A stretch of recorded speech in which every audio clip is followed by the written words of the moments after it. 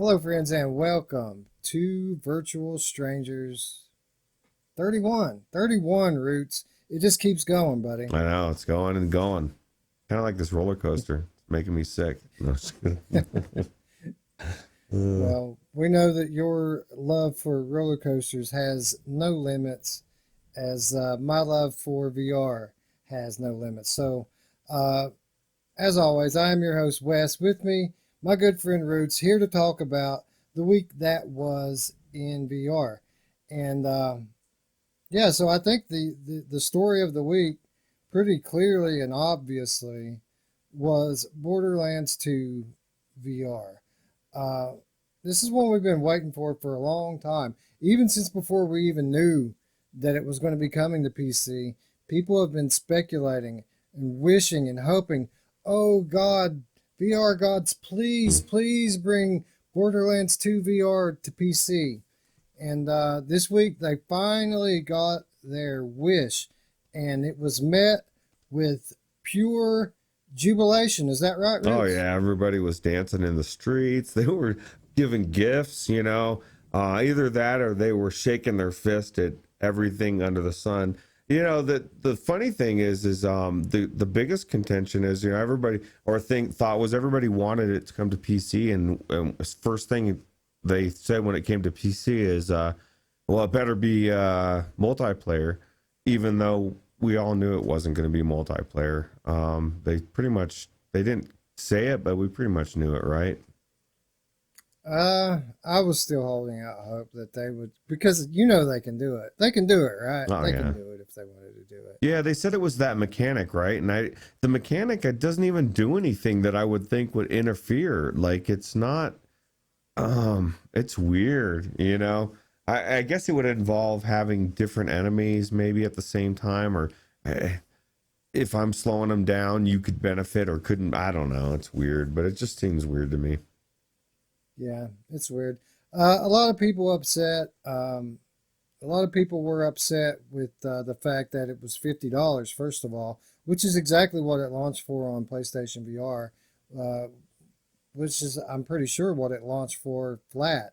And people want to, say, yeah, but it's so many years old. Well, I mean, Hmm. it's not the same thing. Playing this game in VR is not the same thing as playing it flat. This is a new experience. It's a AAA VR game, and is it worth $50? Well, that's debatable, but it's not like egregious, at least in my opinion. No, and like you said, they say I've already bought this once. It should be a free VR patch. Well, this world is like, give me this for free. I don't care if it costs you money. I want it to come to VR. Oh, thank God it's coming to VR, but I need it for free. And it's like nothing works that way in the world. So I don't mind paying for it. I definitely thought it was worth $50. And just like you were saying, there's a difference in VR versus uh, the flat game. There's a difference in PlayStation VR between and PC VR. So it definitely is warranted. I think the cost. Yeah, yeah. So, yeah, I agree. It probably, if you're going to compare it to the price of the day with the other top VR games, sure, maybe it should be $40 instead of $50. But again, not egregious. A lot of content here, a highly polished experience for most of us, and that brings us to the other major criticism of this game, and this one a bit more legit than the price, and that is the fact that this game really was broken, and I think still is for Valve Index. Am I right? Is it still not running correctly for those trying to play it on Valve? Yeah, as far as I saw, I think it was Vive that they put the patch out for at this point, being Sunday morning, early Sunday morning, late Saturday night. So it's at this point not playable for Index. I know a lot of people were using Revive to play it, and I don't know. The only explanation I can think is that the majority of the testing was done on Oculus Rifts. It's just weird, right? Because the last big release came out, it was the other way around, and now it's Rifts that benefit. So Yeah, well, I read today when I was doing show prep, oddly enough, that the developers said that it was actually an oversight on their part that they listed this as being supported for Mm, Valve Index. I guess they weren't planning on supporting this at launch, or at least that's what they're claiming, that it shouldn't have been listed as a supported device. And that, I guess is somewhat um, justifiable, being, the fact that Valve Index is a relatively new headset and a relatively small percentage of the overall PCVR player base. So not not unfeasible that if that's even a word that they planned on releasing this without index support. yeah. But again, made a lot of people angry and justifiably so. Yeah. Yeah, I can see why. So Roots and I, we were kind of brainstorming how we were going to cover this. We didn't want to make it your typical "What did you think?" segment because we've had this game. We've had it for a long time on PlayStation VR, and we wanted to cover it from a bit of a different perspective. So here's what we decided to do. Roots and I, like I said, we both have this on PlayStation VR, but neither of us had played it yet with the aim controller. And that is what most people recommend if you're going to play it on PlayStation VR. Most people will tell you should use the aim controller to play it. So neither of us had done that yet. So we decided that this would be a good opportunity to knock out two birds with one stone. Not only try the PCVR version, but also try the aim controller version. So what we did here is Roots started off by playing the PCVR version, and then he switched to the aim controller version so that he could contrast the two. Obviously, having back-to-back play sessions, that's the best way for differences between the two to stick out. What I did was just the opposite. I started off with the aim controller version, and then I switched and went into the PC version.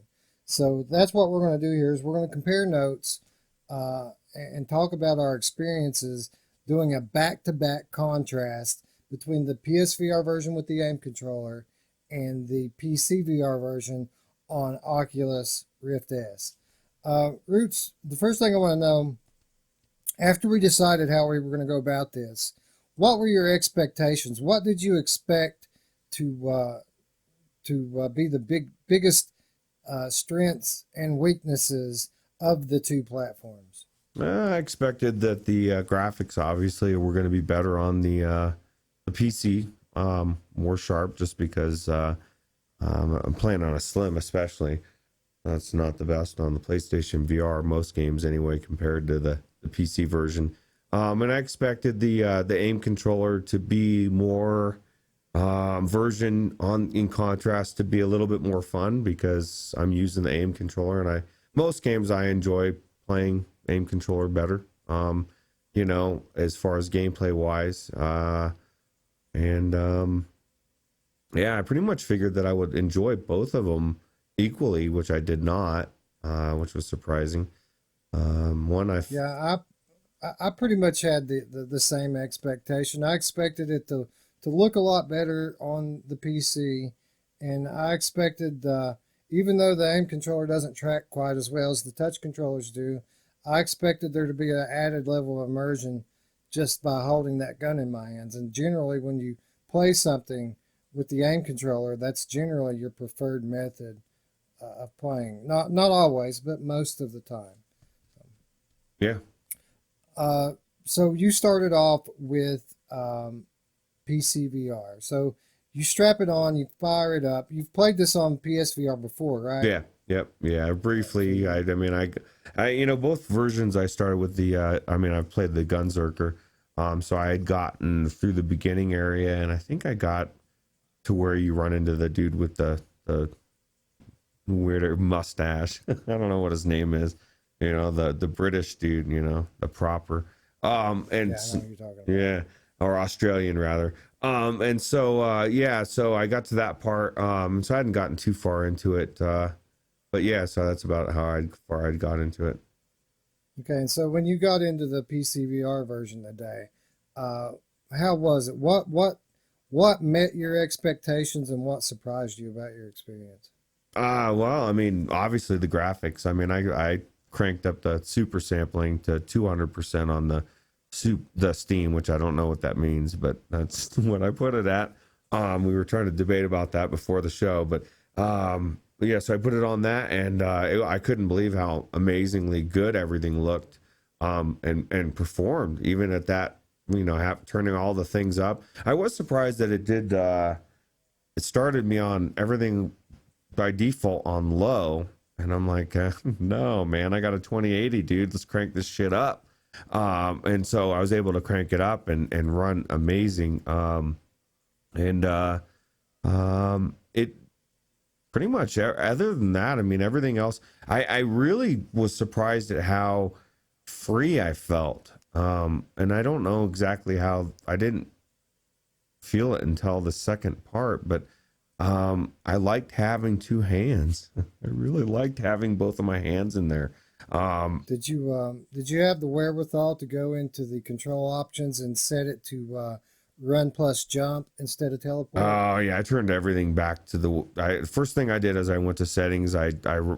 Put smooth turn, jumping, because I love this type of game. You know, it's one of the things I love, even from a high ledge jumping off. I did MMO, you know, for with World of Warcraft, and that everywhere you run for like 10 years, if everywhere you run, you're jumping. So I just get used to jumping. I love jumping in games like this. So yeah, I turned it all off. I'm assuming you did not. No, I did. Okay. I knew from my previous experience on PlayStation VR that the teleport control scheme is is pretty much crap compared to the jump control scheme. But it's a necessity in this game to be able to jump. There are areas that you can't access otherwise.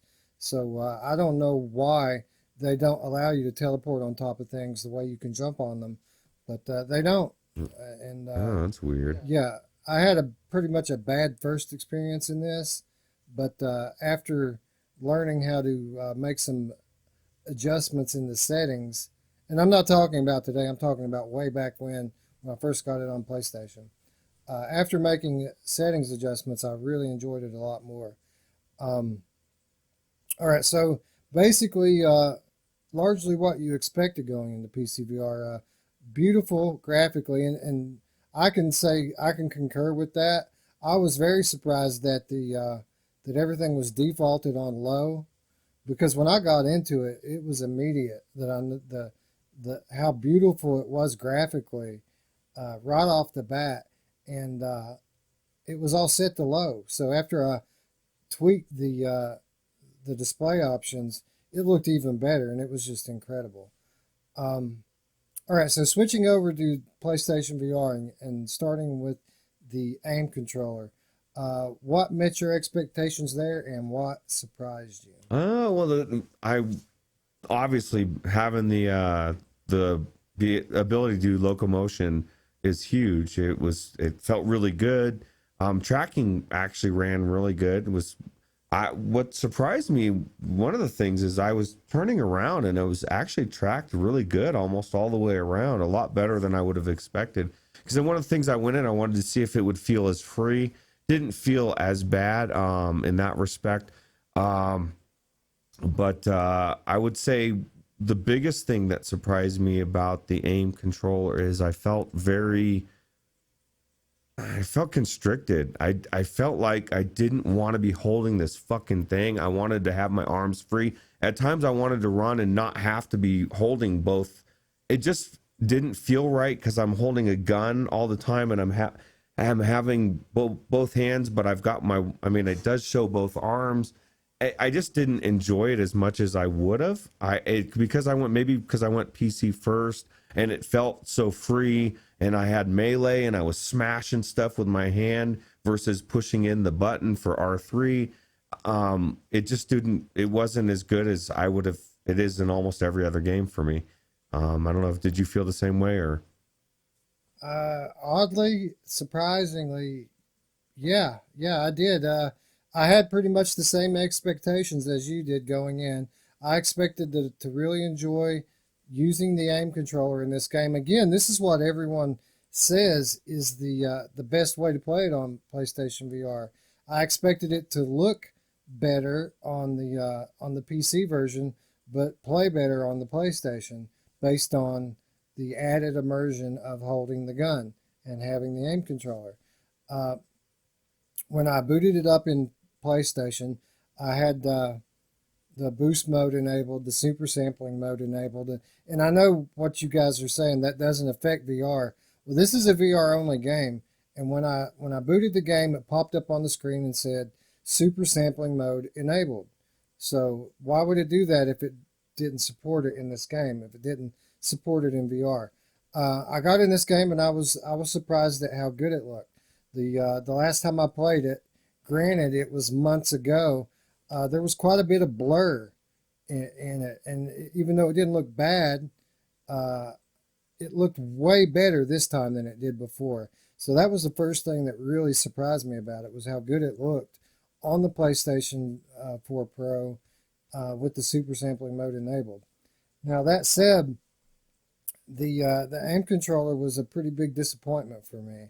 Uh, this is a game where you don't have full hand presence in it, but you do have some hand presence. You can control your individual hands. You can point at things if you're using the proper controller, but not with the aim.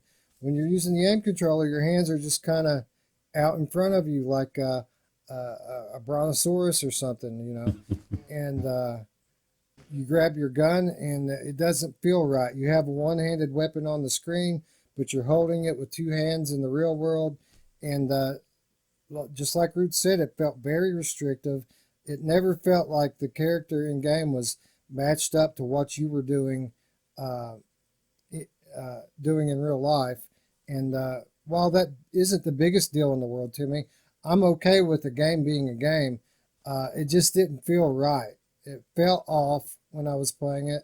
It tracked pretty good until I got to the first boss fight, and then I had some pretty major aim drift. Hmm. My controller started floating away, and I found myself running away from the enemy and shaking my controller to try to get it back in in front of me. And all in all, the things that I expected to be strengths with the PlayStation 4 experience were actually the biggest weaknesses. Not only did I not enjoy the aim controller as much as the touch controllers, but I didn't enjoy the aim controller as much as I enjoyed the move controllers. And yeah, so I would gladly give up the thumbsticks just to have hand presence in this game. And that's saying a lot considering the hand presence isn't full hand presence. It's only partial. you don't have to give them up though. That's the beauty. You got the touch now. You got the better graphics. Like I said, one of the first things I got some kind of special skill. I don't even know what the hell it was you get from something, completing challenges or something. And it was I picked melee, extra melee, and it says it'll go across the board all of my accounts, which I was like, wow, that's cool. I never seen that before. And so the first guy I went up to, I went and I smacked him with my hand and I attacked him. And I was like, wow, that's cool. And so I'm hitting the rocks and I'm smashing shit. And I played that way for over an hour. And then I go on the PlayStation VR and I go to do this with my gun and it goes through the rock and I got to push R3. And so now I'm pushing R3 and I'm missing it. And I'm like, it's just, okay. And then let me tell you this, my second thing I noticed, I picked the Gunzerker, right? And it's the one I liked playing. It's the one I started on flat that I played a little bit of, haven't played much. And because I like dual wielding, so I knew there was going to be a difference when I went into PC and I got to my Gunzerker thing and I did it for the first time. I'm using my guns and I'm like, this is so cool. I go into the PSVR version with the aim, and it's exactly what I thought it would be. It's just like the game, you've got both guns, but they're both locked forward. And even though I knew that's how it was going to be, it really bothered me. I was like, this sucks. I want to hold both of my guns. So I just think it's ironic that you felt the exact same way as far as the PlayStation VR. I just thought it was me because I went first. But being that you're such a PlayStation VR veteran, you started there. It's surprising that you felt the exact same thing. So it tells me it really is an issue for them, right? Yeah, well, I expected that I would like the PC version better overall. What I didn't expect was how much I would dislike playing this game with the aim controller. Like I said, I'd much prefer using the move controllers to play this than playing with the aim controller. And that's using button locomotion and not even with thumbsticks. It's still easier to play. It still feels more free and more accurate because then, like you said, you can at least aim the guns individually. The melee thing was just terrible with the aim controller. Like you said, I had the same thing where you not only are you having to press a button to swing as opposed to actually swinging, but I was missing half the time. I wasn't even hitting what I was trying to hit, and it was just so distracting, so immersion breaking, and that's just the opposite of what you expect with the aim controller. Really surprises me that most people whose opinion I really respect recommend playing this game with the aim because, in my opinion, the move controller was head and shoulders above the aim controller experience here. Yeah, I definitely think it. That being said, I enjoyed my time in the PlayStation VR, and I was thinking if I only had this, if that's all I had, and I may still play with the aim controller, maybe not, because I really did feel very restricted and to the point where I just wanted to put the gun down at times and run, and I couldn't even do that because it would run all weird, and so you had to hold it up, and maybe that's the thing. It's just a long time. It's a long game, um, But what an amazing game to play! I can't wait to play. This is going to take some time up of mine. I was telling you that before we started recording. I really enjoyed the time I played in the PlayStation or the PC VR version, and I'm going to continue to play. So, Yeah, let me be clear. This is a great game for PlayStation VR. This is a must own for PSVR owners. Uh, the PC version was head and shoulders above it. Like, way more than I expected. I expected it to edge out PlayStation VR overall, and it's way better. And it's hard to even put your finger on why. I mean, obviously it looks better, obviously it tracks better, but it plays better. It plays so much easier. It felt like it played faster to me. Did it feel like it played faster to you as it well? did, and just I don't know, man. I just running around and these things are running at you, jumping and jumping backwards. I told you that I really, when I was playing, I was like, man, this game, I can guarantee Wes is enjoying this. This is built for him. It's a collectathon. You go around and you're exploring. You've got huge bosses jumping in your face. It felt a lot of times at like Farpoint, and it's so huge. There's so much to do in this. This is going to blow Farpoint away, in my opinion. Once you get, I mean, look at that, man. You're going to get your own Doom buggy. You're going to be driving around doing some shit. It's gonna be cool, man. I don't know. The only thing that I really wish they would do, and maybe at some point they will, but I doubt it. That would be awesome if all of a sudden they dropped a PC VR patch, for multiplayer, and then we could be, you could be driving and I could be gunning it, or vice versa. It'd be perfection. This game is it's a top notch AAA VR game. That's the reason why I don't have an issue with the price tag for it.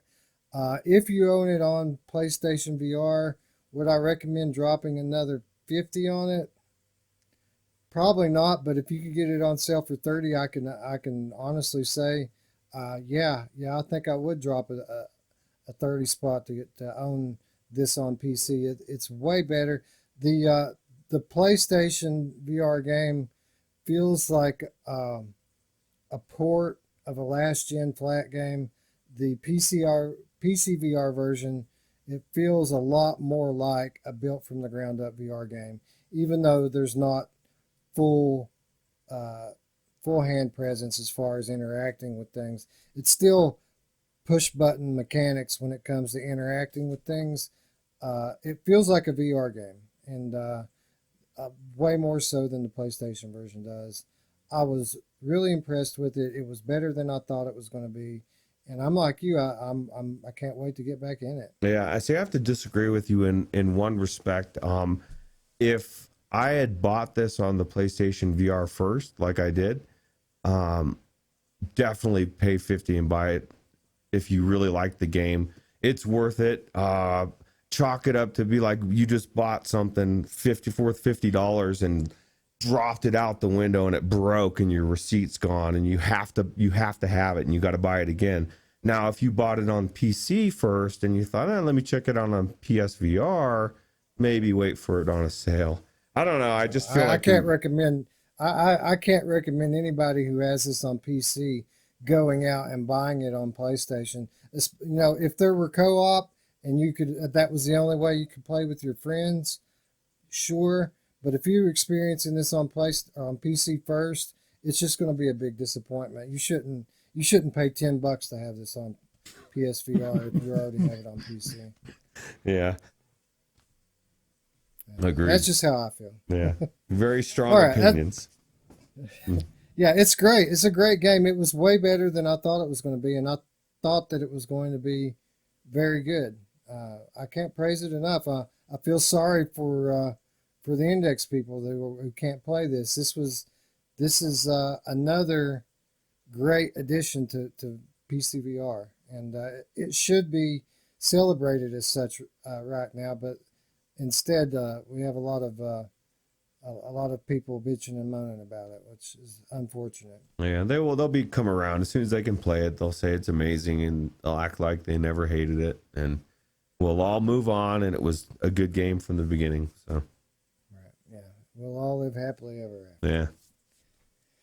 All right, so I think we've said enough on that. Let's move on to some stuff that has yet to release, and let's talk just a little bit about Tarzan VR. Well, this was announced a while back, maybe E3, Ruuts, is that right? Yeah, I think so. Maybe a little bit before. Long thereafter. Yeah, something like that. Coming from Stone Puck Studios, the development group that brought us Primordium. We've all been looking forward to this one for quite some time, but we haven't seen any gameplay until now. We got a new gameplay trailer.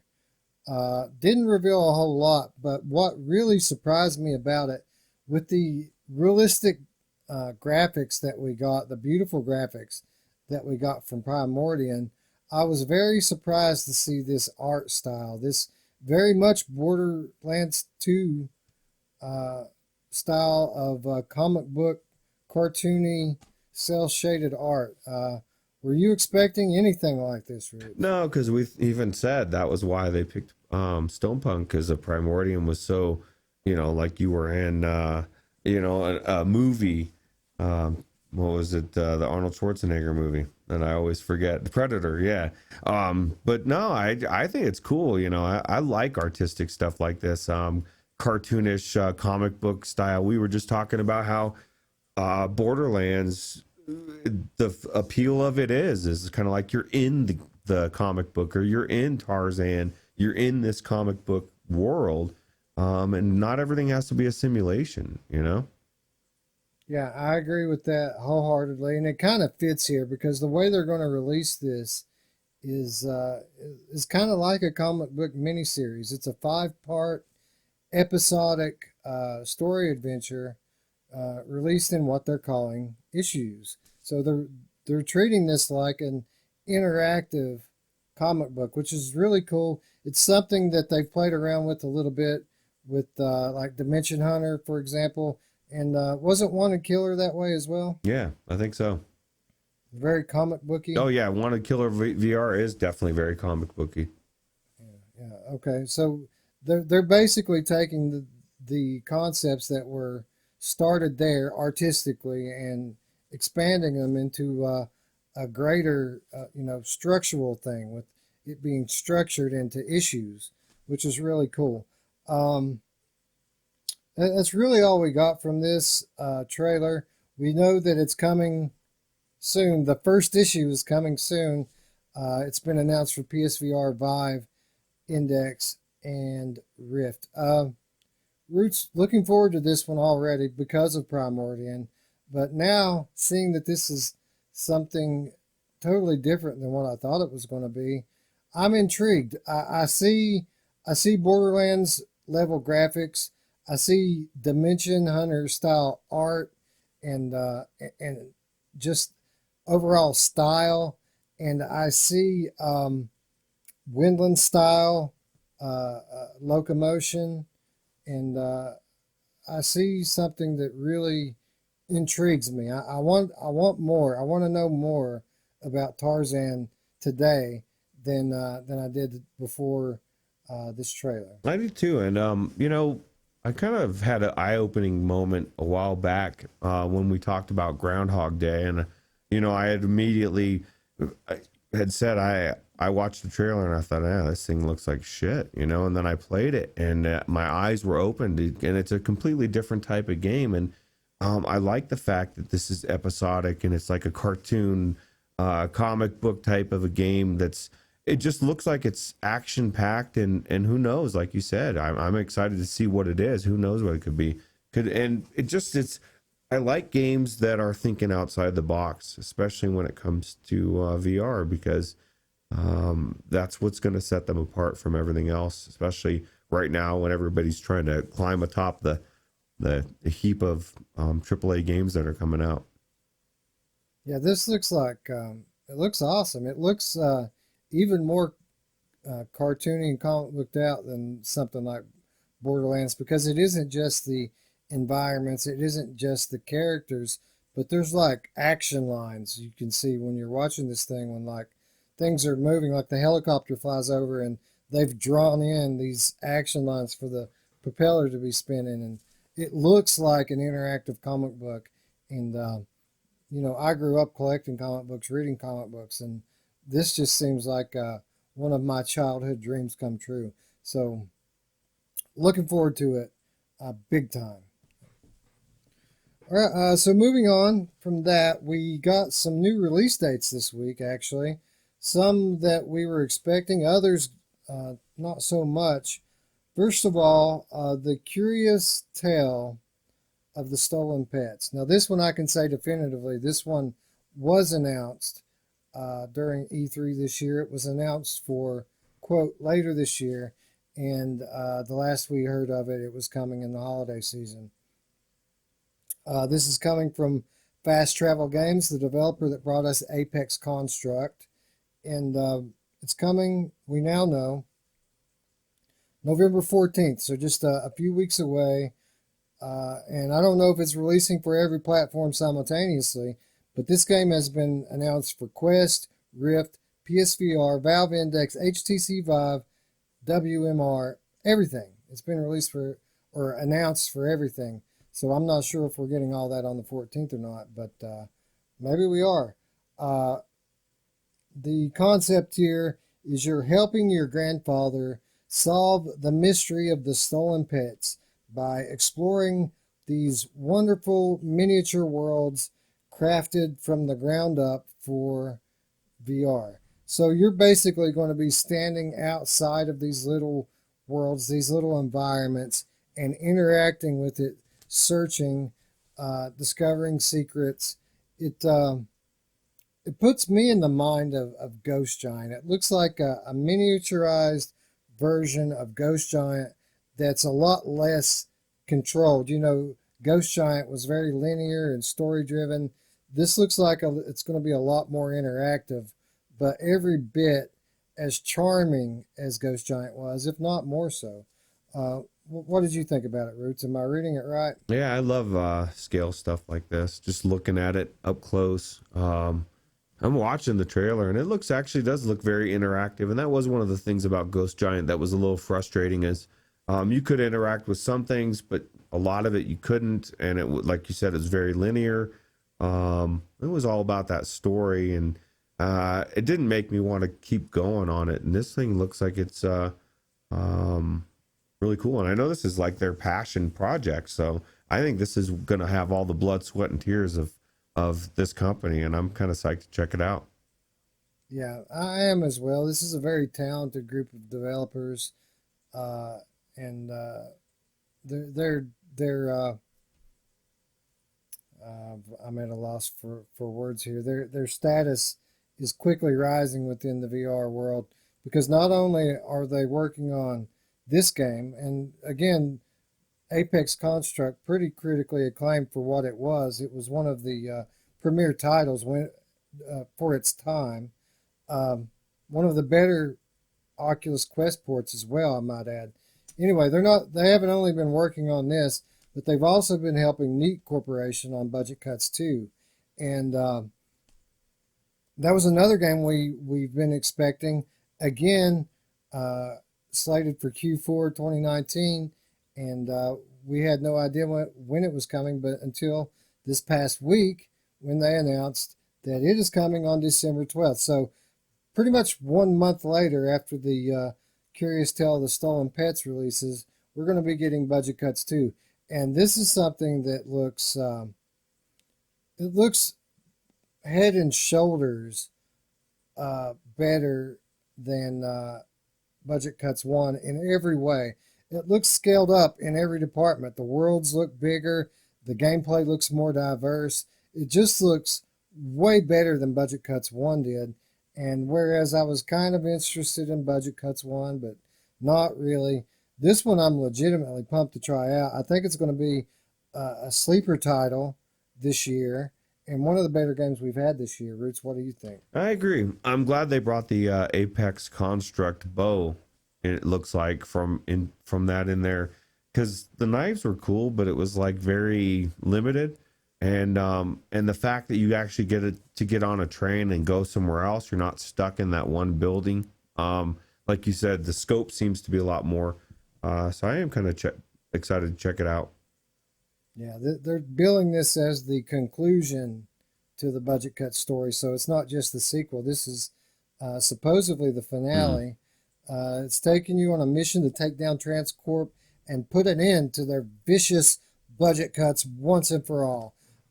Claiming to feature new environments, new enemies, new gadgets, and new types of challenges. Basically, a whole new game, and I don't doubt one bit that that is the influence of fast travel games on this.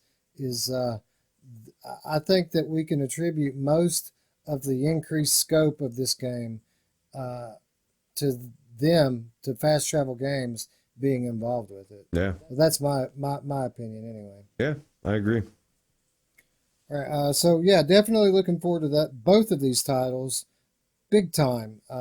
Curious Tale of the Stolen Pets coming on the 14th of November. Budget Cuts 2 coming a month later on the 12th of December. But those were not the only release dates we got this week. It was a very busy week. We got a release date for another game, a game that we were expecting all the way back in September. It had a vague release window during the summer. They said it would be released during September 19, but it never came. It came and it went. No excuse given, no word on it whatsoever. What happened until this past week? Still no word on why it was delayed, but we do have an exact release date for Doctor Who: The Edge of Time. This is coming to us from Maze Theory. It's going to be published by PlayStack. Um, November 12th, so just a couple of days before The Curious Tale of the Stolen Pets is out, uh, we're going to be getting Doctor Who: The Edge of Time. And just like The Curious Tale of the Stolen Pets, this game has been announced for every major VR platform, including Quest, including PSVR. Are we going to get them all on November 12th? I don't know, but I would imagine that's probably the likely reason for the delay, is so that they can have a simultaneous release on all platforms. Um, it says here that the game is designed for players who are either hardcore fans or completely new to the iconic sci-fi franchise. It puts the players in the role of the Doctor's assistant, helping her save the universe in this single-player adventure. Roots, Doctor Who is a franchise that I'm somewhat familiar with. I've been aware of it since I was a a child, but never really got into it, never really watched it, wasn't really excited for this game until I saw the footage of it. This game looks incredible. It looks like something that's going to be a lot of fun. And even though I don't know anything about Doctor Who, I am looking forward to getting my hands on this one. What about you? Yeah, well, you shouldn't know much about it because you're not in the UK. It's a pretty big show in the UK, right? And there's people that are fans here as well, but I also have heard of it, never really watched too much about. I know it has something to do with time travel. I know that there's, you know, multiple Doctor Who's. I think one dies and another one gets chosen, or I don't know exactly. So that's why I'm kind of intrigued. You know, it's kind of the same whole thing with as Westworld for me. I was aware of Westworld, never watched it, and played the game and was like, oh my God, I got to watch Westworld. So pretty sure I'm going to feel that way about Doctor Who, and I'm going to be binge watching a bunch of stuff after I've played it. But yeah, it looks really good and looks polished, and the puzzles look pretty intriguing as well. So it looks like there's a lot to it. It's not just going to be a walking simulator. And I know this is going to offend some people, maybe even you. I don't know. But there's a lot of people, and this is the cliche that's been getting thrown around, and I've kind of agreed with it for a long time. But now that we're getting Borderlands 2s and we're getting Asgard's Wraths, and we're about to get Stormlands about the same time as these other games in November, I don't want any more walking simulators ever. Like, give me, it doesn't need to be a walk. I don't need to just walk through an environment anymore. We're past that, in my opinion. Are there good ones? Yeah, that's great. But that saying needs to fucking die, in my opinion, because it's just so cliche. We don't want to just walk through a beautiful world. I never really wanted to. I settled for it. But I think we're now, would you agree, we're now, even in these experience things, we're past the walking simulator. We actually get puzzles and have a substance and doing more than just walking through it. Am I wrong, or am I just getting impassioned for no reason here? I would agree with the contention that the bar has been raised for what's acceptable in VR gaming now, as opposed to not. These these indie jank fests that you're seeing become somewhat popularized today. I don't want to name any names here because I do think I could very easily hurt some feelings. But I think the bar's being raised on what's good and what's not good anymore. Uh, However, I disagree with the idea that this genre must die now because because we have good games in other genres. I think walking simulators as a genre, if done well, and I'm not just talking about cool shit to look at, but I'm talking about things to think about. If you're going to tell me a story, I'm completely open to being told a story. I don't have to have gameplay. If there's a profound story being told in VR, I'm all for it. But I agree with what you're saying. I agree with the gist of what you're getting at here. We are coming into a new standard, into a new generation of VR, and I do think that the standards have irreversibly risen now, and what was okay 6 months ago, 100% not okay today. So Well, see, I agree in some aspects. I disagree in others. I wouldn't consider what you just described a walking simulator, though. If it's got a good story, you know, it's an interactive story, or even if it's not interactive, if it's got a good story, a walking simulator is almost, it's just to me, it's an excuse for a lot of games. It looks beautiful, and it's, you know, it's like, well, it's a walking simulator. No, you know, I don't know. I guess I'm looking at it a little bit differently as far as, but what you described doesn't sound like a walking simulator to me. Well, it's like this. When it comes to what people consider to be walking sims, they just label that on something because they can't label it something else, because they can't really put their finger on what kind of a game it is, or if it's even a game at all. But it's used mostly in negative connotation. When people say something's a walking sim, it's normally meant in a derogatory sense. But that genre is just like any other genre. If it's quality, if it's good, then it's a good thing. And if it's not good, then people aren't going to play it and it's going to suck. And I think that the I don't think that any genre should just be should go extinct on the strength of another genre.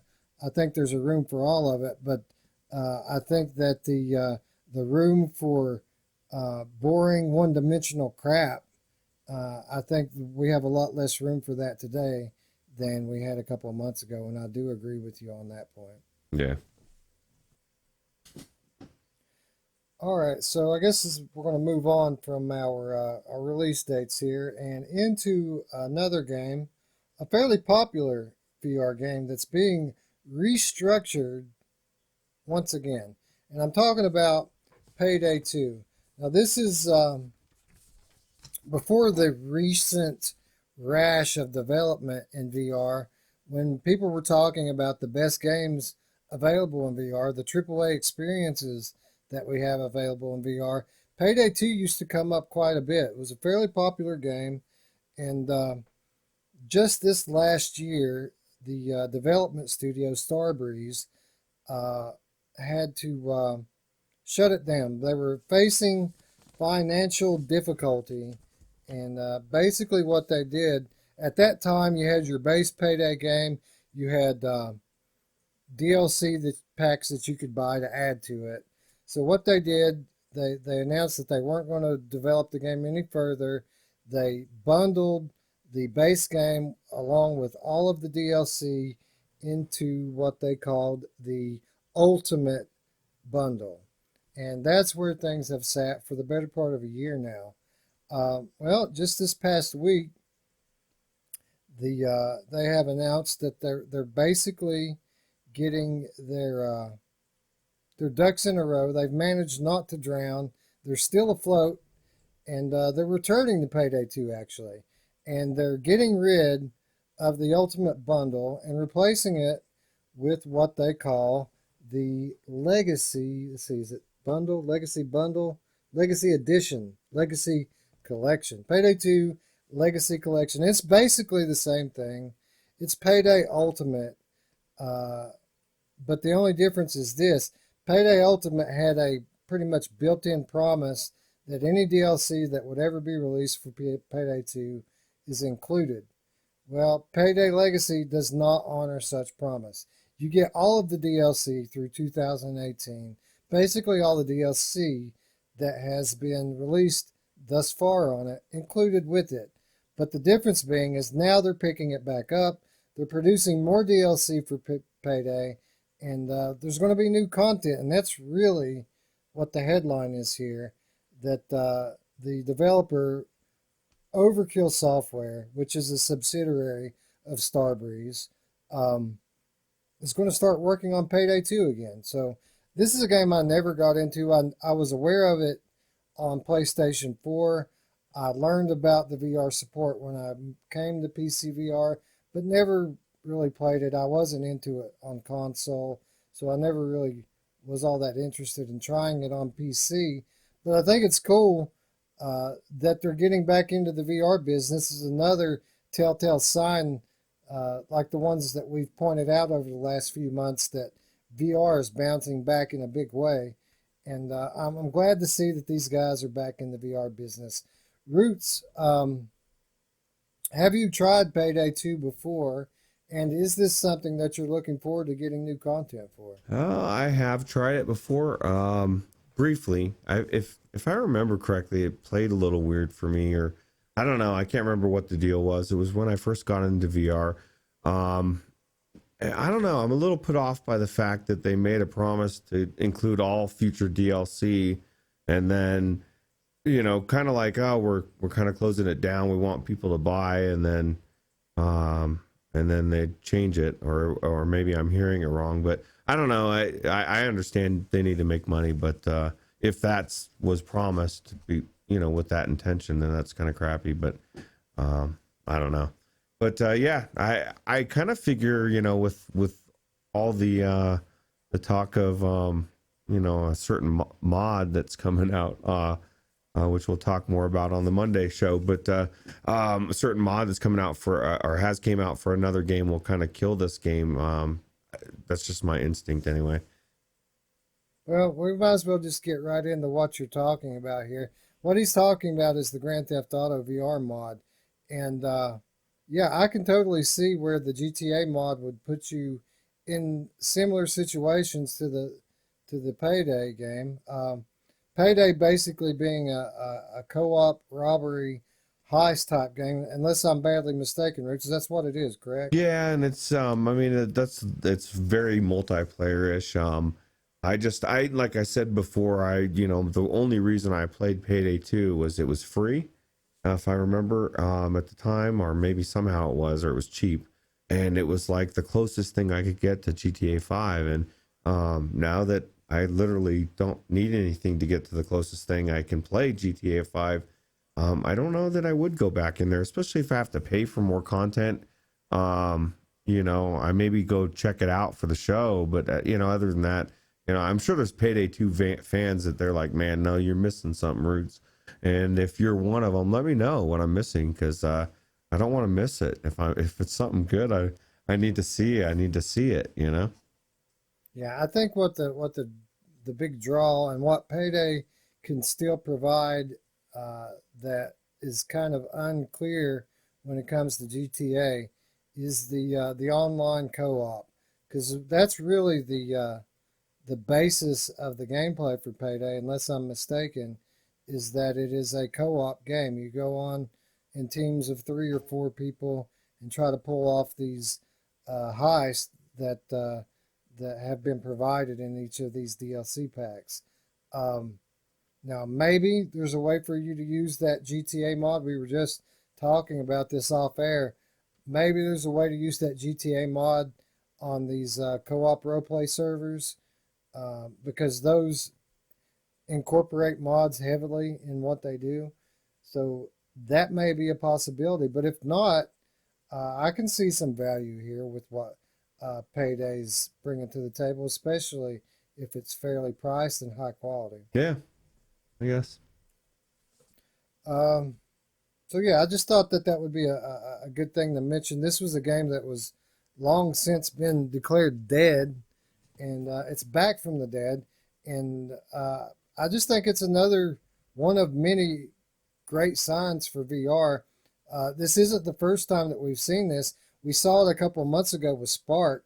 Spark was supposed to be a dead game, and then all of a sudden, out of nowhere, here comes all of these updates for Spark, and it seems like renewed support for it. Same thing with the Forest VR. It was dead for the longest time. Then all of a sudden, there's this gigantic, comprehensive update for it that makes it 10 times better than it was before. And we can attest to that. We just were in it yesterday. Mm-hmm. What else? There was another game that Headmaster, another game from way back when, forever ago, dead forever. I mean, still a great game, still a game people buy, still a game people play, but no support. But this past week, another laundry list of updates have come to Headmaster. So we're starting to see all of these guys that were in on VR that kind of got out of VR. We're starting to see them come back in.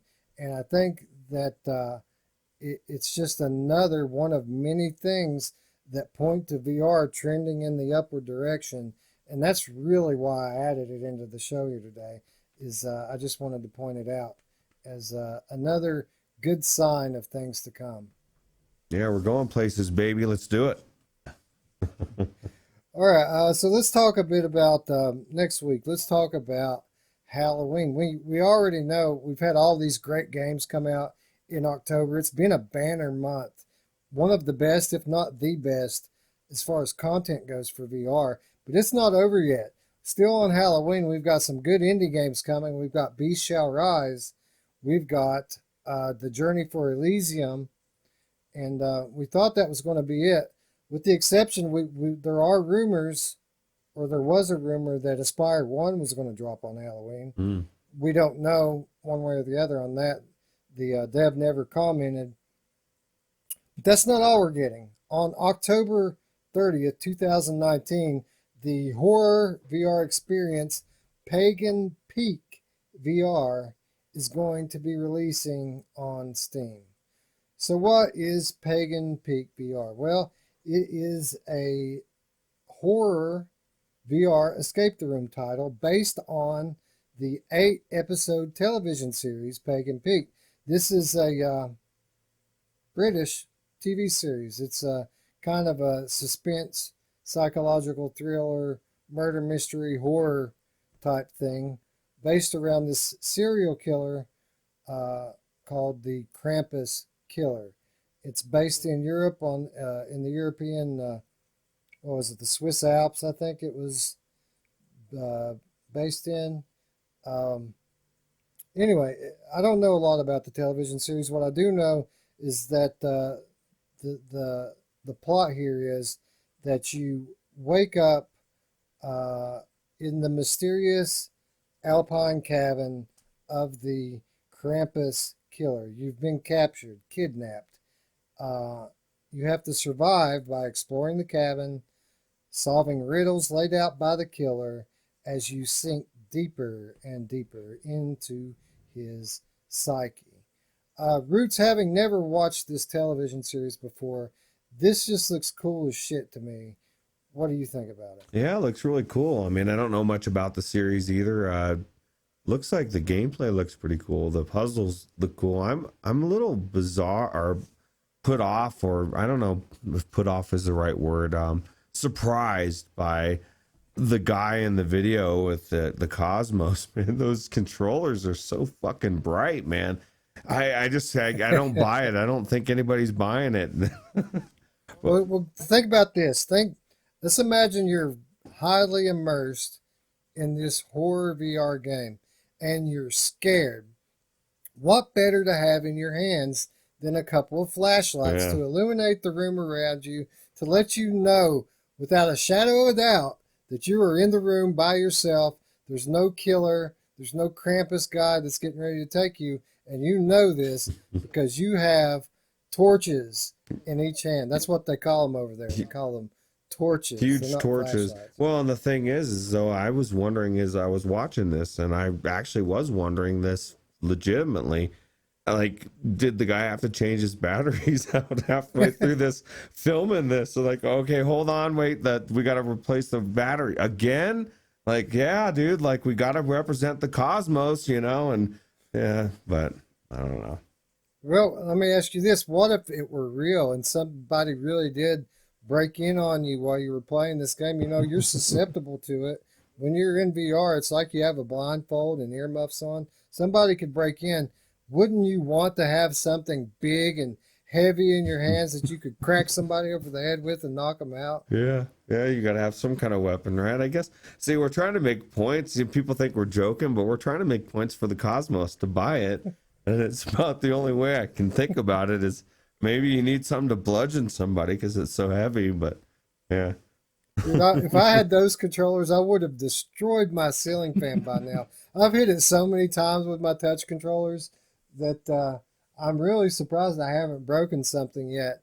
But if I had those things, dude, it would be destroyed by now. Yeah, you would have really broke your TV quick, fast, right? God, my poor TV.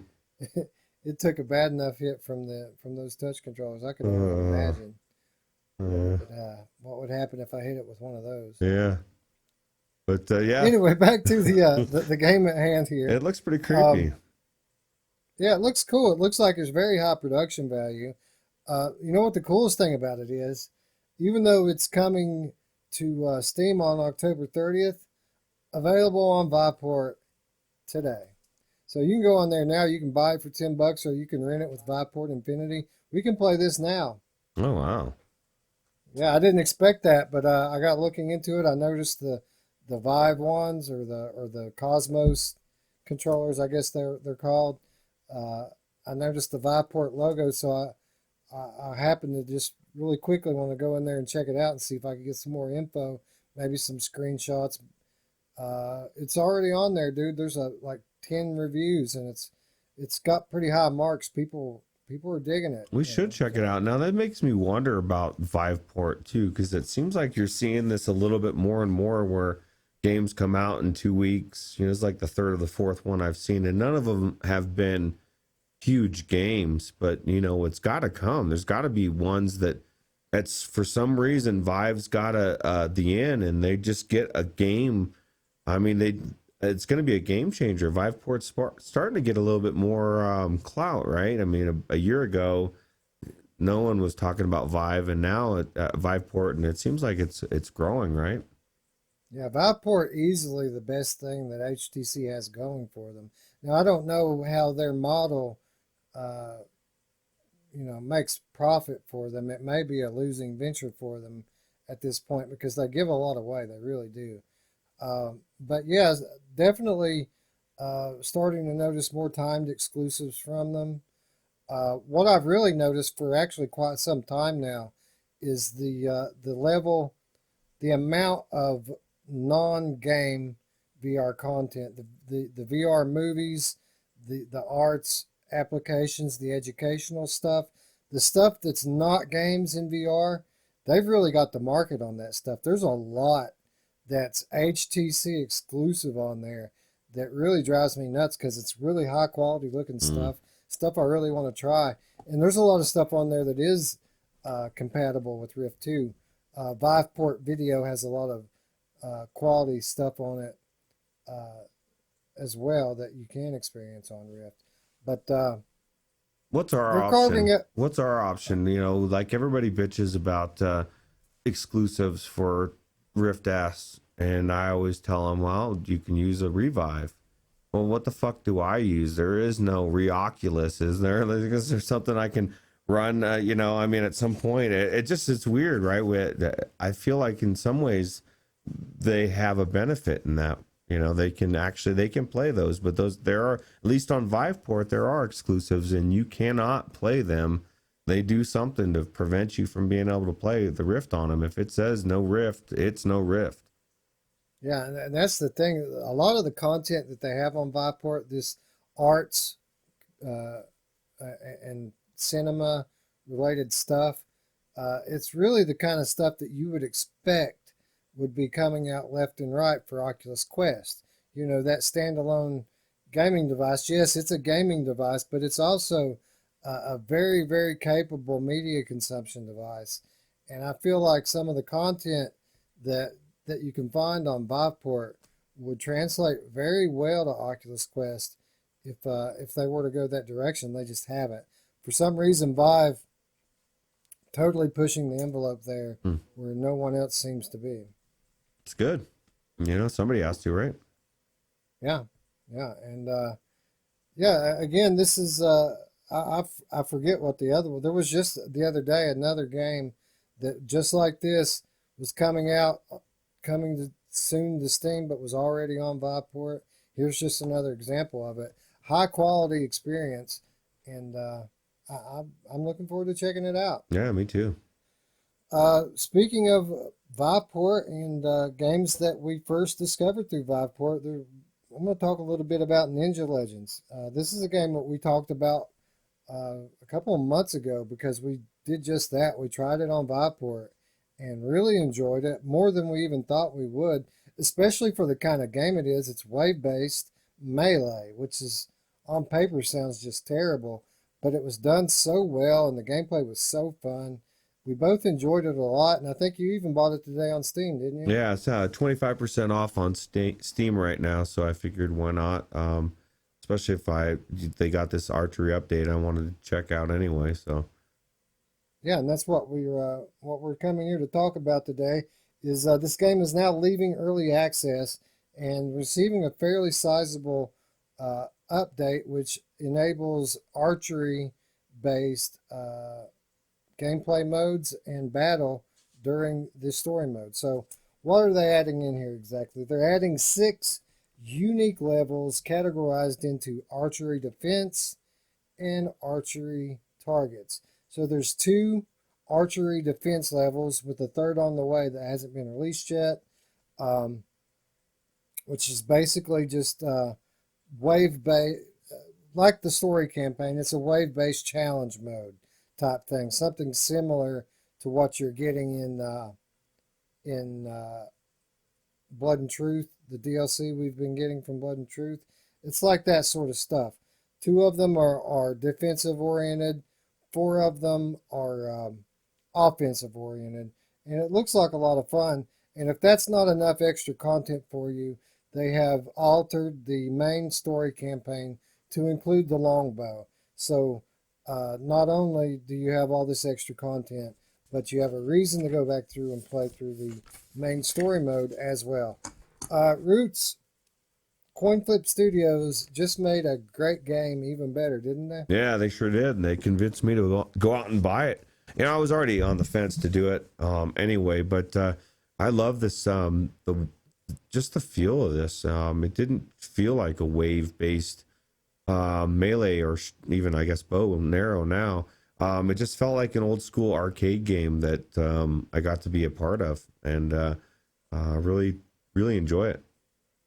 Yeah, it's really good. It comes very close to bringing 360 action to you. They don't come right up directly behind you, but they are somewhat behind you. It's like a 270-degree scope that you're looking at with these enemies, and the way they come at you kind of directs your gaze so that they can sneak attack you from the other side. It's a lot of fun. It's very challenging. And it's so good that I'm considering picking it up again, despite having Steam access, despite having Viveport access. I want to play this game untethered, and the graphics are so low res in that, well, not really low res, but low texture in them. I don't think it would look very much different on the Oculus Quest, but I think being tetherless could make a big difference with the gameplay here. Yeah, I think it would be real fun. Yeah, so I'm definitely looking forward to checking it out. Looking forward to seeing how the archery levels play. If controller occlusion becomes an issue with it, or if the Oculus, the recent updates with the controller and the tracking, makes this one play like all the other ones we've tried to have. They've all played pretty much flawlessly or very close to it. All right, let's see, what else do we have? We're coming right on down the line here, almost to the end of the list, but a couple more things that I do want to talk about here. The next thing I want to talk about is something that I just had mentioned as an advantage for Viveport, and it's this burgeoning genre of VR video, VR movies. It's something people have tinkered with in the past. We haven't really had anybody hit the nail on the head with it yet, but someone is about to make another attempt at it. And I'm talking about a VR film called Agent Emerson. So what is Agent Emerson? Agent Emerson is shot in first person as a continuous take, one continuous take, start to finish. It's a 360 degrees live action spy thriller, and slated to arrive, it says, on all Oculus headsets as well as PCVR headsets on November 22nd, followed later by a release on PCVR. So I don't know why they worded it like that. It says Oculus headset as well as PCVR headsets. So I don't know if it's coming to Oculus first, or if who wrote this was just not very good with words. But PCVR first, PSVR later. I guess maybe that's another way to say maybe Quest. When it says all Oculus headsets, maybe that means Quest and Go as well, which would make sense. Yeah. Roots, we've seen this stuff before. It generally tends to be a blurry mess, but the 360 camera technology, along with all of the rest of the technology, continues to improve. Are you ready to lay your money down and give Agent Emerson a shot? Sure, why not? I'll go to a bad movie these days. Most movies suck, so we're looking for that really killer app when it comes to a movie. I feel like I kind of got it when it came to at least interactive stories, and it was a short one, but it was Wolves in the Wall, you know, and it wasn't exactly a full story, but I think this is cool, and something that could be the next level, and I want to see that. I want to go into an experience that's 360, that's not blurry, because once we see it, like if we go into this thing and it's next level and we're like, oh my god, this chick is right in front of me, that couch is right there, that carpet, you know, looks like the carpet from the hallway of Firewall Zero Hour that Anthony's always raving about, you know, and we're just really blown away. What implications does that have for everything else, movie wise? And, you know, I want to watch a football game and feel like I'm really on the 50-yard line, or be on the sideline of the, or right on the edge of the NBA court and feel like I'm next. You know, they always talk about that, and I have family members that really believe it's like that at that point, and I'm like, no, it's, you know, there's a lot of things in VR that are there that's not quite there. I want it to be there, and once we see that in a movie like this or an experience 360 wise, I think we're going to see it shortly come after to that type of venue. Exactly, exactly. We know that the technology is going to get there, and it's very encouraging to see that these guys are continuing to make these sorts of things. You know, these are Hollywood guys. These aren't gaming people that are making these experiences. These are Hollywood directors. These are Hollywood actors. I mean, the stars in this, Lindsay Fonseca and Tony Dennison, these are noted actors, lead actors from well-known television shows like Nikita, Marvel's Agent Carter, and The Closer. So if they're bringing in people like this, they're obviously putting the money into it.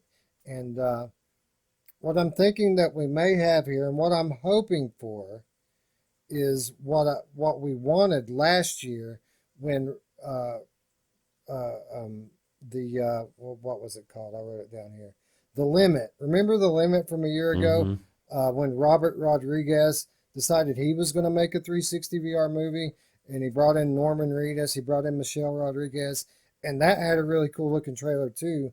But ultimately, it was blurry. You Mm-hmm. know, it was a good idea, it was a good story, but it was blurry. The technology just wasn't there yet. So I'm hoping that this is what we wanted that to be. The plot seems pretty tight here. It says CIA operative David Emerson awakens to find himself the subject of an experimental program with his body under complete remote control of the imperious general. And with the aid of a rogue operative, played by Lindsay Fonseca, David has to retake charge of his own actions and then fight his way through the top security facility inside the most complex live action VR film ever made. Sounds good, Mm-hmm. man. I'm down. What about you? Sounds good. My thing is I think the technology is there. I just don't. It's got to be. It's just like the games, you know. Is the funding there? You know, and of course what the developers can do as well. So I'm always intrigued. You know, I was thinking it's ironic. I never tried that other one with Norman Reedus, and I wanted to, but I was wise enough to wait and see what the reviews were. And I was thinking that I'm not going to get that lucky this time to dodge the bullet, because we're going to have to talk about it. So uh, we're going to have to Yeah, pay for it at some point. Maybe we'll get a key for it, but I'm hoping it's really good. yeah. 15 minutes. So I imagine it's probably not going to cost that much money. Certainly not going to cost that much time. Hmm. The Limit with Norman Reedus, a firm 3 out of 5 stars on everybody's everybody's radar there. It got mixed reviews. How long was that Uh, one? it was basically it was a little bit longer than this one. It wasn't much longer. I think it was like 20 or 30 minutes. It wasn't very much longer than this. See, 15 minutes sounds good to me because that means it, yeah, it's not that much in content. But one, it's going to be cheaper, and then two, it's going to be cheaper to produce, so that they could potentially put a lot of money into it. Maybe if it was funded by Oculus, it would be an hour long, but because they're funding it, they can afford to do 15 minutes, but they're going to knock 15 minutes out of the park, get more funding for another project. So yeah, it's actually kind of encouraging to me. Yeah, and here's the thing: if it's quality, the VR community will throw the money down. People, we buy everything that's good in VR, even with as much of it as there is today. If it's good, we put the money down for it, and this is not going to be any different. If this thing is solid, uh, we're going to buy it, and then the people who invested in making this, they're going to be able to use this as a proof of concept that this can work. Not only can they produce quality content, but that it can sell, and it's worth investing into a larger, longer, more expensive project next year. Mm. So I'm looking forward to it. I think that the limit last year was close in a lot of ways. I feel like if we see any progression from that at all in this, that this is going to be an enjoyable experience and somewhat of a unique and amazing experience, unlike anything that we've tried to date. Yep. All right, so one more thing I want to talk about before we wrap up the news segment of Virtual Strangers 31, and something I don't like doing very often, and that is talk about a rumor. But this one happens to be a particularly juicy rumor, and it seems it's coming from a pretty legit source. And some of you may have read about this already. It originates from Callum Hurley on Twitter, and I'm talking about Horizon Zero Dawn VR. And for those of you who have lived in PC land your whole life, Horizon Zero Dawn is a very, very popular, very, very highly rated PlayStation 4 exclusive. It was released in 2017. It was the, I think, fourth highest selling title of the year 2017 for PlayStation VR. And if this is coming to PSVR, it is a big deal. So why would we think that this is coming to PSVR? Well, Callum Hurley, like I said, he's an industry insider. He used to work for Oculus. He used to work for Sandbox HQ. Currently works for IPG. He's a guy in the know, in the space. And this past week, he tweeted out there, quote, was recently made aware of a very exciting new PlayStation VR game coming out of London studio. Not sure whether it'll be for PS4, PS5, or both, but it's really exciting. And an announcement could be on the horizon. Well, that in a bubble doesn't seem like very much to go on. What everyone seems to be freaking out about was the fact that he capitalized the word horizon. So why would he do that? That's obviously the only thing that could mean is Horizon Zero Dawn. Or am I missing something, Roots, here? Is there another Horizon game that this guy could be alluding to? No, not that I can think of, especially in this context. And then, like you said, why would you capitalize that word when it would just, and then put ... after it, I just think it's just the way it is. It gets everybody talking about it. And I think it would be huge. Although, we were talking about this earlier, and you were a little surprised that I'd heard a little bit about this. I was like, I don't know, never played it, never really saw much about it, but I had just moved into PC land and built a huge computer, and I had moved away from console at this point. I was looking at playing GTA 5 on PC and looking at the difference between 4K and regular. So I think it would be huge. Just the the trailer here looks amazing from the original game, so I would love to see it. Oh yeah, this is a game that I mean, looking at it from the outside in, it looks like the type of game that would be made for VR. It's an epic, story-driven action adventure game that relies heavily on bow mechanics. It's an archery game, Mm. and it has a lot of RPG elements. It's a huge open world, and here's my question for you, based on what I've explained to you off the air and to everyone else just now. Um, would you rather have a straight port of this very popular, very highly rated PlayStation game, or would you rather have a new title in VR? Well, selfishly, I want a port that's done really well and just bring it over because I've never played the game and it looks amazing. And it's more apt to be huge and a lot bigger, probably. But on another level, look at how good Asgard's Wrath is because it's built from the ground up. And I think it would be next level. I would imagine that if they've taken this much time, it's probably another version of it, like a new, maybe a sequel to it or something. That would make more sense in the long run, because you want to draw in all those people that love the first one. You want to draw them into VR, right? Well, here's the thing, though, and there's two ways to think about that. Yeah, you want to draw those people into buying the software because they have the first one and they want to play the second one. But would that be more effective than trying to draw the people that already own this game into buying the hardware because now it supports VR? So these guys already have these millions of copies of the game that are out there that people own because they played it flat. Now you're telling these people that they can play this game in VR the same way that they did, like Wipeout, for example. All of a sudden, this game, or No Man's Sky, now all of a sudden you can experience this game from If the inside. if they give it to you for free, they could be a Gearbox and say $50.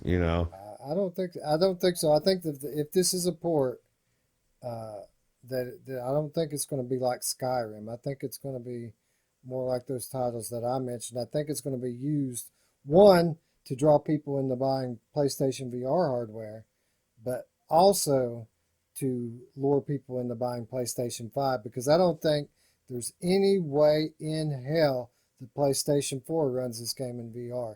This 100% is a PlayStation 5 launch title if it's coming out, Mm. if it's true.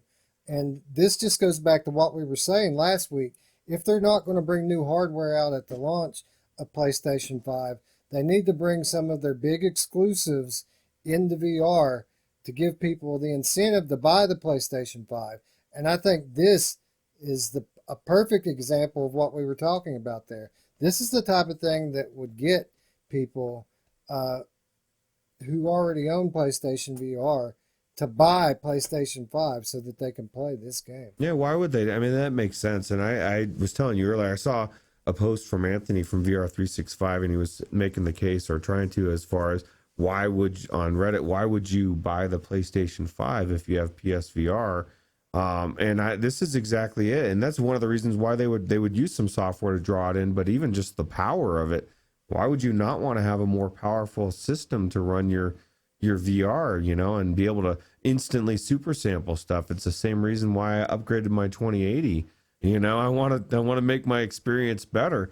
But yeah, I think it would be a system seller, especially because, just because PlayStation 5 doesn't drop or drops doesn't mean I'm going to run out and buy it, even though I will. What is if there's a game out there that's like amazing that I can only play on the PlayStation 5, I'm gonna definitely go out and buy it.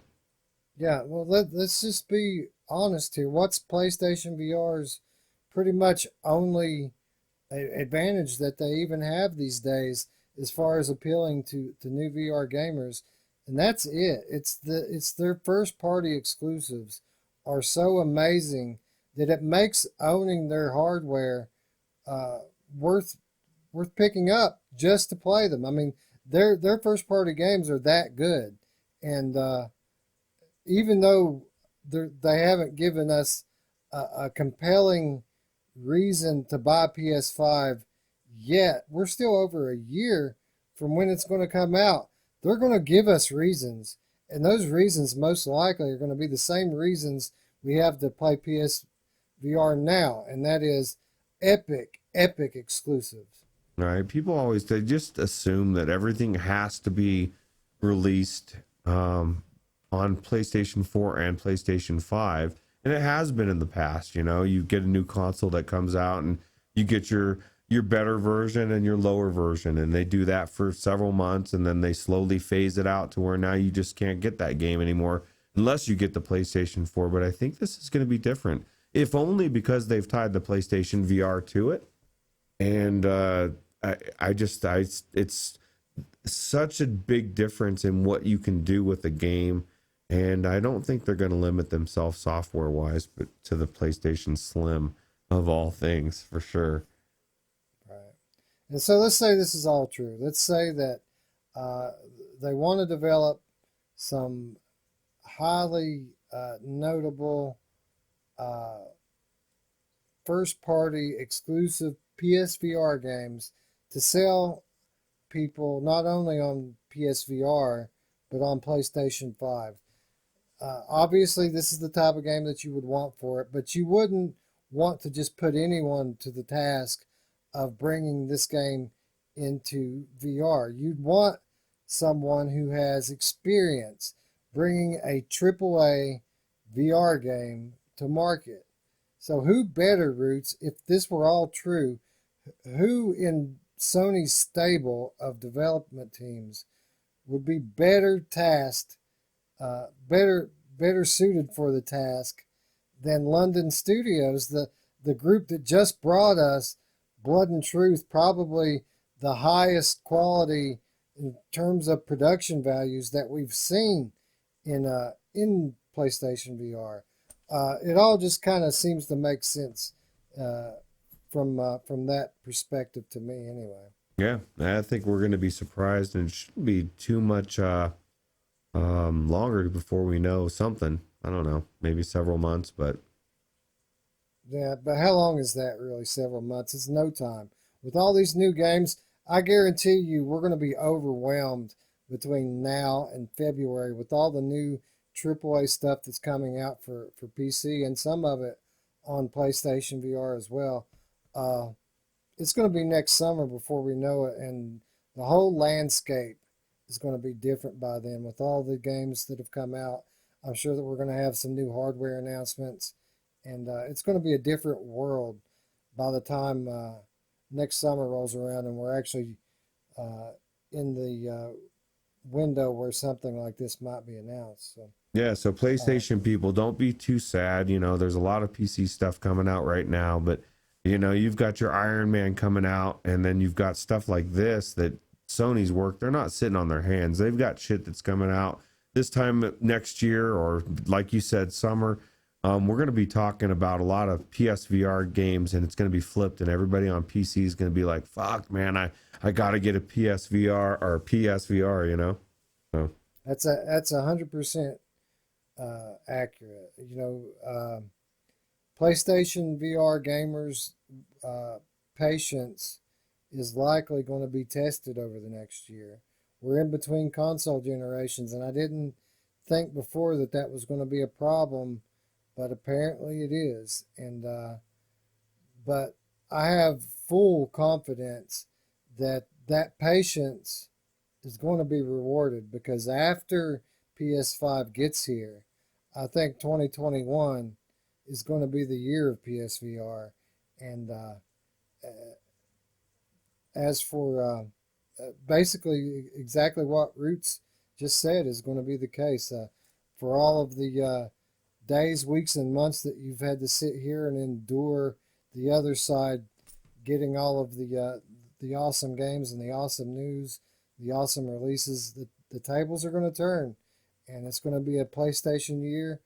And hopefully I'm wrong. Hopefully it's going to be highly competitive, but I don't think so. I think PlayStation 5, PSVR, and PSVR 2 is going to dominate when the time comes. And it may be a while off yet, but the day is coming. So hold your heads up, have patience, and just know that even though Sony isn't announcing anything, that doesn't mean that they're not working on it. I'd bet my right leg that they're working on more amazing things than we could even imagine. Mm-hmm. All right, and with that, we are going to wrap up the news segment of our show this week and move into the segment, everybody's favorite segment, where we talk about what to look forward to the rest of the week on the Virtual Strangers channel, and specifically the Monday show. We're not really talking about our reviews so much on the show anymore because, again, we want to keep we want to be able to be flexible to review what we want to, and a lot of the times in the past we've gotten into trouble by announcing things ahead of time and then not being able to change on the fly. So reviews coming later this week. As always, we're going to have a couple of reviews, so look out for those. But what I want to talk about right now is the Monday show. What's coming up tomorrow? We've got an awesome episode planned out, Roots. Wouldn't you agree? Yeah, there's actually a lot of stuff going on. And of course, it's the end of the month, so we always have our traditional, game of the month and the upcoming games, correct?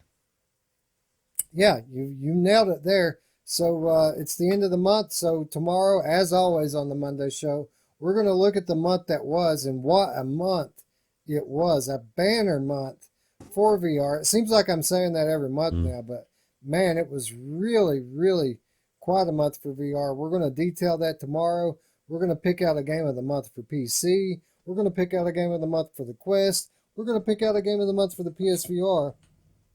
And then we're going to look ahead to November and what promises to be yet another epic month for VR. And that's going to be our topic tomorrow.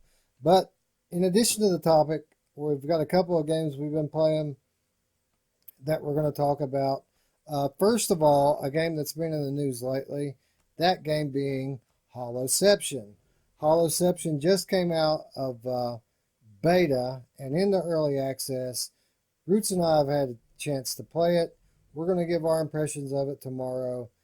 I can't wait, Roots. What about you? Yeah, and they just came out with a patch to it that's fixed a lot of stuff, so I can't wait to even go back in and try it again and talk about that. So we'll be able to give you guys a little bit of knowledge of what's changed and what's working better, and maybe a couple things they need to work on still. And that's the good thing is these developers are very responsive and they're very proactive. So I'm really psyched. Yeah, and a very unique concept for a game here.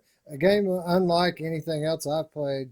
So yeah, more on that tomorrow. Another game is a game we've spoken about before on this channel, but a game that I just played for the first time, and the reason being because it just released on Oculus Quest, that game being Gadgeteer.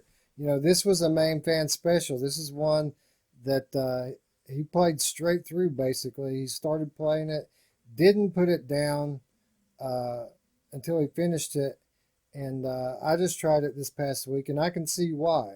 I really enjoyed my time with it, and I'm going to talk a little more about that tomorrow, why it's so good, and why you might want to consider getting this on Quest as opposed to PC.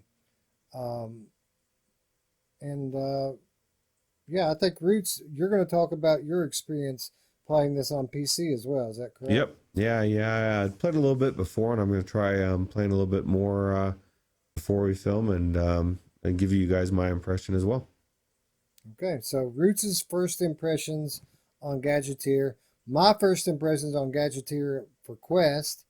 Holoception, and we're going to wrap it all up with our games of the month for October and November preview. So a jam-packed Monday show number 11 coming up tomorrow. Don't miss it. And for those of you who are enjoying the live chat that we do on Sunday, we've been doing these on Monday as well for the Monday show, And we'll probably continue the trend tomorrow. Is that correct, Yep. Roots? Yeah. Absolutely. All right.